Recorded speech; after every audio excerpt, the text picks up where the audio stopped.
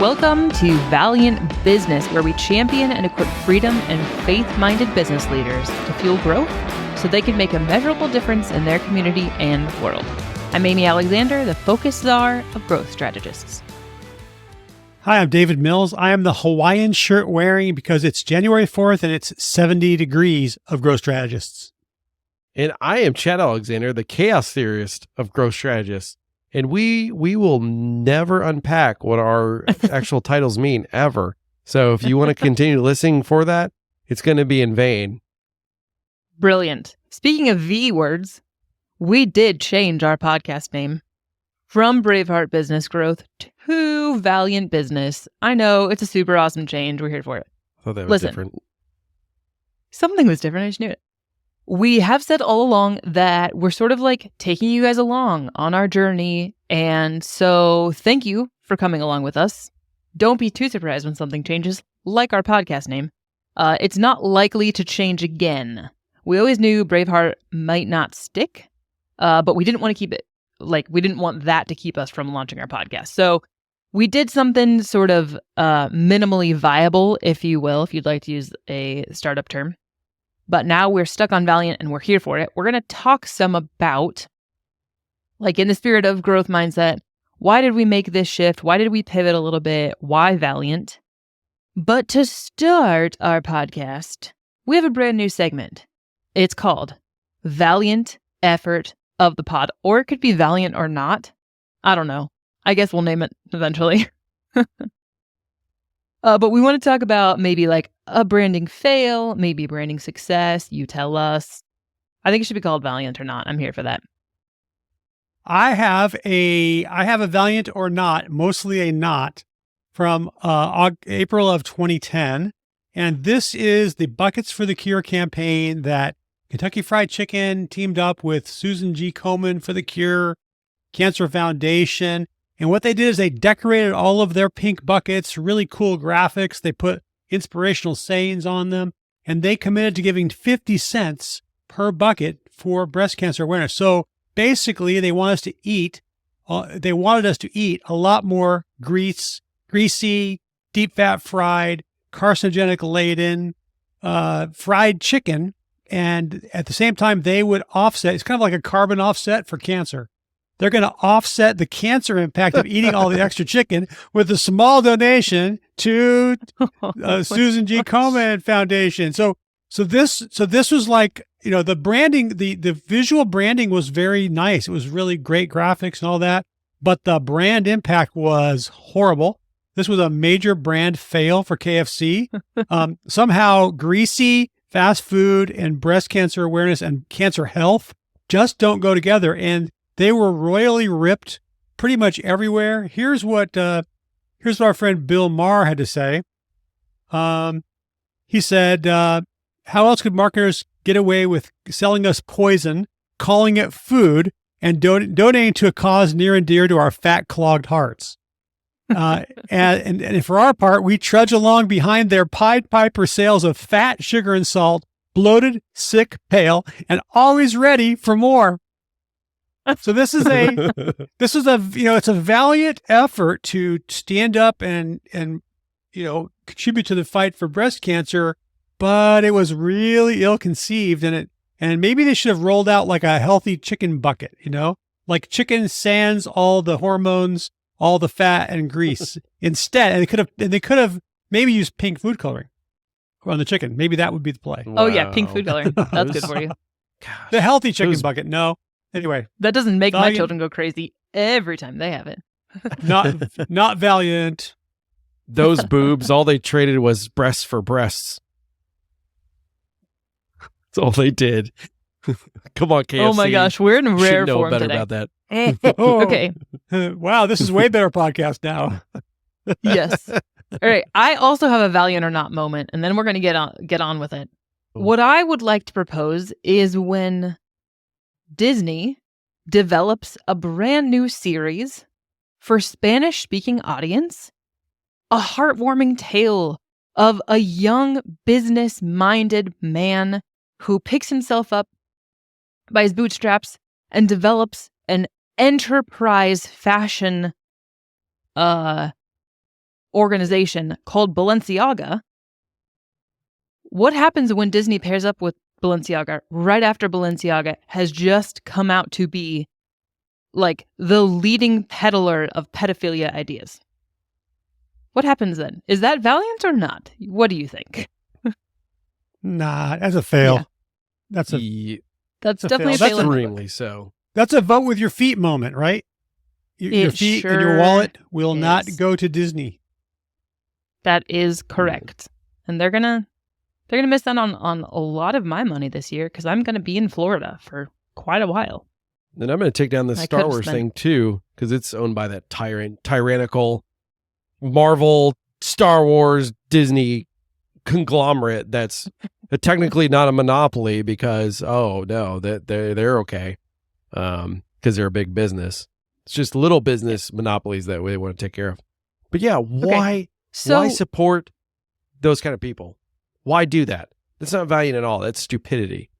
Yeah, and we definitely won't. But here's what I'd also like to say. We promise that Valiant Business is not now just like bitter hour. Threw it to the ground. We do actually have some maybe Christ-led thoughts. So let's dive into those instead. Why Valiant Business? Why did we make the change? Why does it really even matter?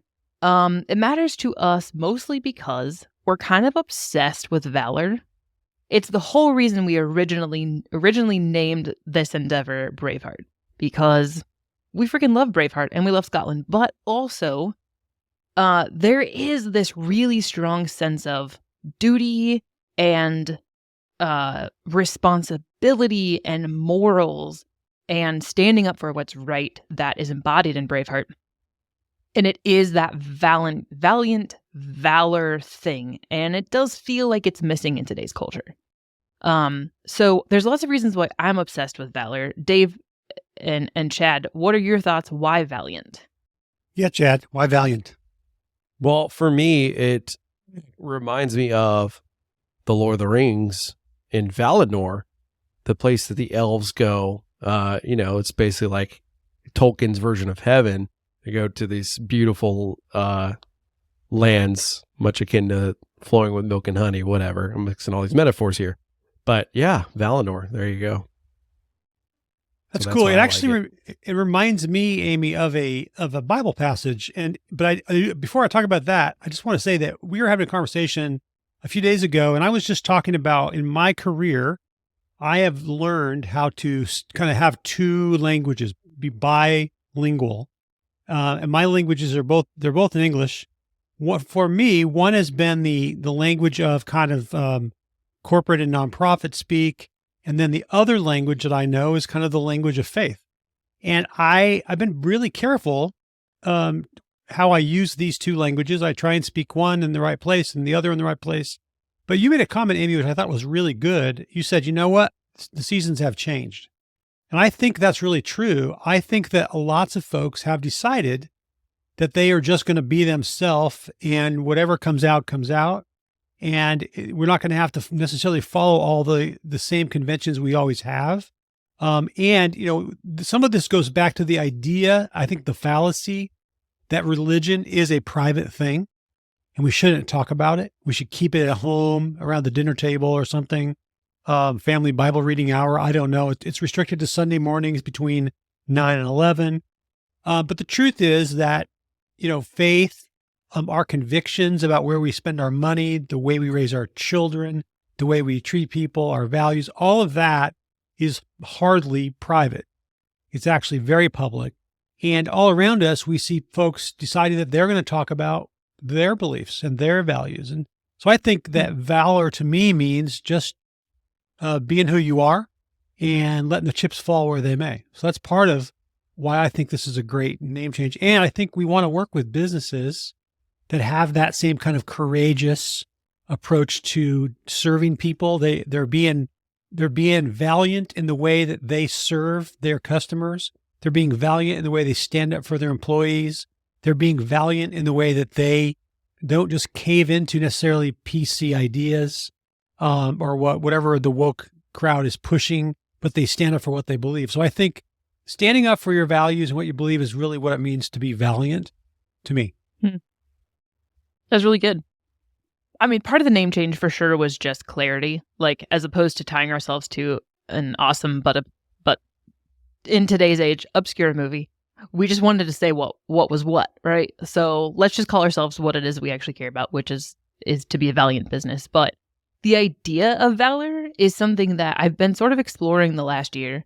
I learned that in Proverbs 31, there's this very kind of meek, sweet, virtuous, American, I don't want to say whitewashed, but like American washed idea we have about Proverbs 31. It's this woman who like stays at home and like supports her husband and does all the things and keeps a nice house and like cares for her children and whatever. But the Proverbs 31 woman is actually a woman of valor. And in the Hebrew culture, that is how this particular poem in Proverbs was titled, Woman of Valor. It still is today in Jewish homes all over the world, especially in Israel. Every Friday night at Shabbat dinner, they still read this proverb as a blessing over their wife as part of like the things they recite before Shabbat dinner. And so what I learned, a couple things. The first is that virtuous woman, that very first line where it says virtuous woman, what that actually means in Hebrew does mean woman, but it also means, as opposed to virtuous, it could be valor, strength, might, wealth, army, force, efficiency, ability. So this is a woman of valor. And as you read it, if you read it under like this kind of woman of valor mindset, you start to read all the lines with like this battle, armor, like woman to be reckoned with vibe. And you start to realize that there is a lot of strength and this is a woman of valor. It's much more appropriately titled in the Jewish tradition, woman of valor, not just a virtuous woman. I also learned from Christy McClelland, who is my favorite biblical culturist. I follow her and I listen to her. So she states that the way woman is described in Genesis, the very first time woman is described in the Bible, it's a word I didn't write down because it's too hard to pronounce. But it's the same word that God uses to describe himself in his relationship with Israel, especially in the way that he contends with and goes to battle for Israel. And so in the very first word the Bible uses to describe woman, it's actually describing a powerful woman of valor that like puts on her armor and goes to fight for the good of mankind. It's like this like strong woman to contend with. And so I think that's just always been very meaningful to me, especially as I've come to learn some of these like sort of foundational scriptures that I've grown up with to understand this is a woman of valor, which is totally what I want to be. She sounds awesome. That's a great insight, Amy. Yeah, and it reminds me of that, what's that quote? It's like behind every great man's an even greater or even better woman. Well, you know, like, and I would like to say behind every poor man is a woman with his wallet. So there you go. No, I'm just teasing. No, dude, we should seriously, we should start reading this more often for Proverbs 31. I mean, that's cool. Thank you for sharing. Yeah. So absolutely. it has kind of this military slant, Amy. Is that what you're saying? It does. I mean, there's nothing militaristic in it specifically, but this is a woman of strength that like goes to bat. You know, like she is contending with life, and she definitely is not someone to be reckoned with. You know what I mean? Like this is a BA woman is my non-biblical way to describe this woman of valor. Cool. Well, you know, it ties into another verse that I really like that speaks to this issue, which is found in Matthew 11:12. It's also found in Luke 16:16. And it really talks about, I'll just read the verse and I kind of explain what I think it means. It says, from the time of John the Baptist until now, the kingdom of heaven has been forcefully advancing, and forceful people have been seizing it. Let me read it one more time just to make sure you got it. From the time of John the Baptist until now, the kingdom of heaven has been forcefully advancing, and forceful people have been seizing it. And so it's like Jesus explaining what's going on kind of in not only the culture, but spiritually, cosmically. And what he's really saying is that John the Baptist kicked off an invasion. And if you read the context, when John the Baptist is out there, he's wearing, all these skins. He's out there in the Jordan River, which is not that big, right? It's a small river, but there's crowds of people, just crowds of people coming. He's dunking them in the water, and then he's going and snacking on some, insects. Yum, yum. So you have this kind of forceful engagement, but Jesus is saying, oh yeah, look at that. You've got some grasshoppers. Chad, you should eat those now on video. Some crickets. You should eat one of those. Yeah, crickets. Oh. He's doing the John the Baptist for us. That's awesome, Chad. Oh man. It's like, so Jesus is saying that Amy said hold on real quick. Amy said she wouldn't kiss me ever again if I ate one of those. So grasshopper that I've never had before, or kissing Amy ever again. Oh, that's a toughie. Yeah. Well, you can always feed those grasshoppers to your kids. So just watch out. You don't get the little legs in your teeth. You have to pull them out. Oh, my gosh. So John the Baptist is kind of this really rough dude, and he's out there, and he's actually, he's calling people to repentance. He's like counterculture totally to the religious establishment of the day. He's not like the official rabbi or priest or anything. He's just out there baptizing people and telling them about the fact that the kingdom of God or kingdom of heaven is going to be coming. So Jesus is saying that the reality of our culture, of our cosmic reality, is that there has been an invasion. And that invasion is, Jesus says it's the kingdom of heaven. It's heaven's presence. It's God's rulership has come back and is invading the earth.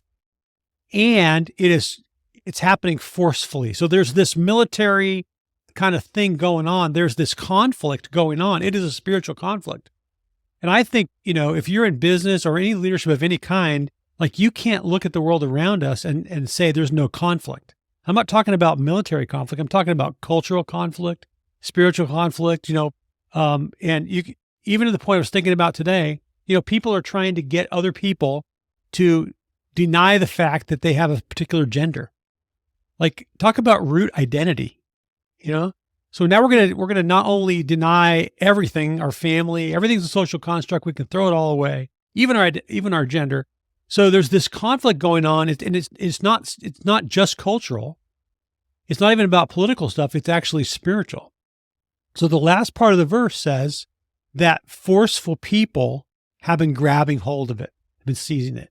So there's this battle going on, and it's the valiant who are able to seize hold of, to press in to this new spiritual reality, this invasion of God's kingdom. And so to me, being a valiant business means that I intentionally want my business, my relationships to be a place where I am bringing some of heaven into those relationships, into those realities, and introducing people to heaven and the King of Heaven, and reshaping the world around me to look more like heaven, not the other way around. So to me, that's what part of what this idea of valiant means. And just to mention, if you were to read this verse, this is a modern English translation. The word for forcefully advancing or seizing it is actually sometimes translated violence. So the kingdom of heaven has suffered violence, and the violent or taking it by force. Well, this word only occurs 2 times in the scripture, this word for violence. So I think it's a better way of describing it and translating is actually to take hold of or forcefully advancing. But it is not talking about people that are, wearing pastels and hoping that something nice will happen.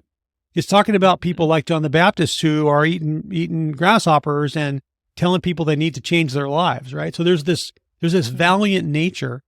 But I think it's important, like in 2 Corinthians chapter 10, it says that the weapons of our warfare are not physical weapons.